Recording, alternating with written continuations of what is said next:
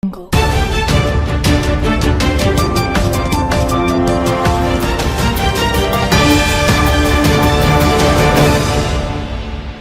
ஒரு வரலாற்று ஆய்வாளரையும் வசீகரிக்கக்கூடியது ஜெயலலிதாவின் வாழ்க்கை வரலாறு.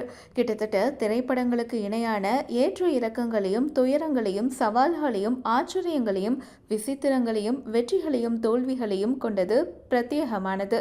இன்றைய கர்நாடகத்தில் பிறந்த ஜெயலலிதாவின் வாழ்க்கை அவருடைய சிறு வயதிலேயே தமிழகத்தோடு பிணைந்தது. சிறு வயதிலேயே தந்தையை இழந்த ஜெயலலிதா குடும்ப பாரத்தை சுமக்கும் நிலையில் இருந்த ஒரு தாயால் வளர்க்கப்பட்டார்.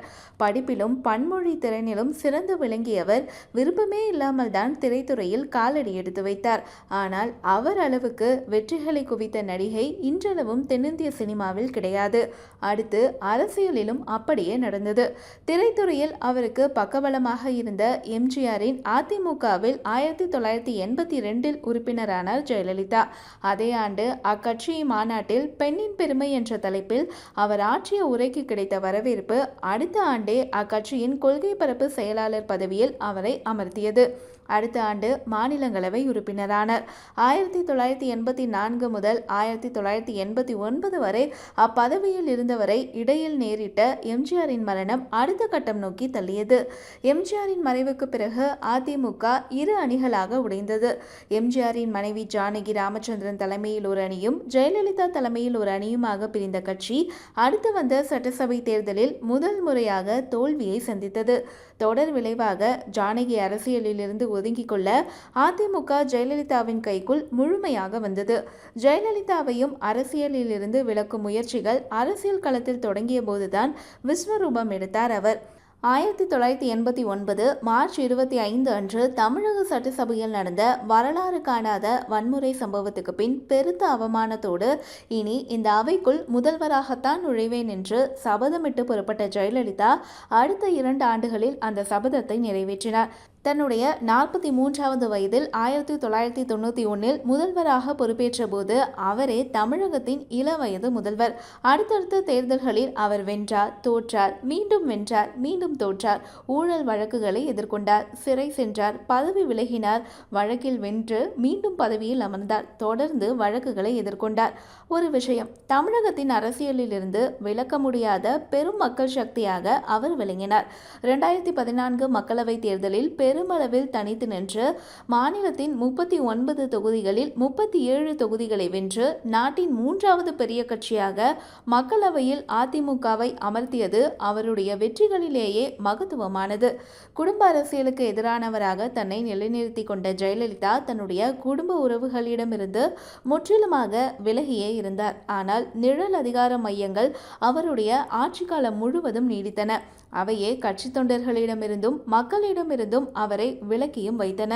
தன் வாழ்நாளில் அவர் எதிர்கொண்ட மிகப்பெரிய விமர்சனம் இது. ஆராதனை வழிபாட்டு கலாச்சாரத்தில் ஒரு நபர் ராணுவம் என செயல்பட்ட ஜெயலலிதாவுக்கு அந்த பலமே பலவீனமாகவும் ஆனது. அதிமுகவில் செயலூக்கம் நிறைந்த தலைவர்கள் பலர் இருந்தாலும் அடுத்த கட்டத்தில் அவருக்கு இணையான ஒருவரை அவர் உருவாக்கிடவோ மக்களிடத்தில் வழிகாட்டி செல்லவோ இல்லை. ஜெயலலிதா நீங்களாக எவர் ஒருவரையும் தலைமையிடத்தில் பொருத்தி பார்த்து பழக்கமில்லை அதிமுகவின் அடுத்த கட்ட பயணம் எப்படி இருக்கும்? அதிமுகவுக்கு அதன் வரலாற்றிலேயே மிகப்பெரிய சவால்கள் இனிதான் தொடங்குகின்றன என்றெல்லாம் விவாதங்கள் எழுந்தன அவர் மறைந்தபோது. பிறப்பினால் ஒரு பிராமண பெண்ணான ஜெயலலிதா பிராமணர்களுக்கு எதிர் இயக்கமாக தோன்றிய திராவிட இயக்கத்தை கட்டிக்காக்கும் வலுவான தலைவர்களில் ஒருவராக இருந்தது ஒரு வரலாற்று முரண். தேசியம் என்ற பெயரில் ஒற்றையாட்சியின் கீழ் படிப்படியாக இந்தியாவை கொண்டு வரும் முயற்சிகளுக்கு எதிராகவும் மதவாத அரசியல் தமிழகத்தில் பரவ ஒரு வகையில் சவாலாகவும் இருந்தவர் ஜெயலலிதா. தன்னுடைய ஆரம்ப காலத்திலிருந்து கடைசி காலம் வரை மாநிலங்களின் உரிமைக்காக தொடர்ந்து குரல் கொடுத்து வந்தவர். அந்த வகையில் இந்தியாவின் பன்மைத்துவத்துக்கு தொடர்ந்து பங்களித்து வந்தார்.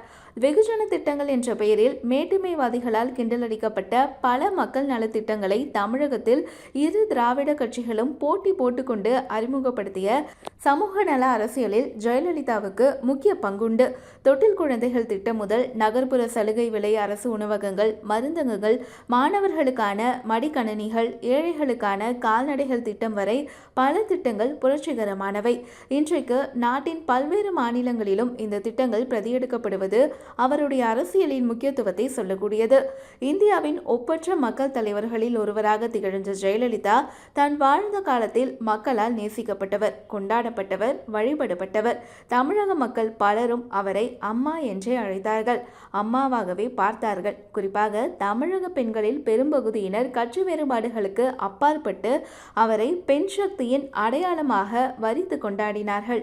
1948 பிப்ரவரி 24 அன்று மைசூர் மாண்டியாவில் பிறந்த ஜெயலலிதா தன்னுடைய 68வது வயதில் 2016 டிசம்பர் 5 அன்று விடைபெற்றுக் கொண்டார். அவரது மறைவால் தமிழக அரசியலில் ஏற்பட்ட வெற்றிடம் இன்னும் நிரப்பப்படவே இல்லை என்பதே ஜெயலலிதா என்னும் பேராளுமைக்கு சான்று.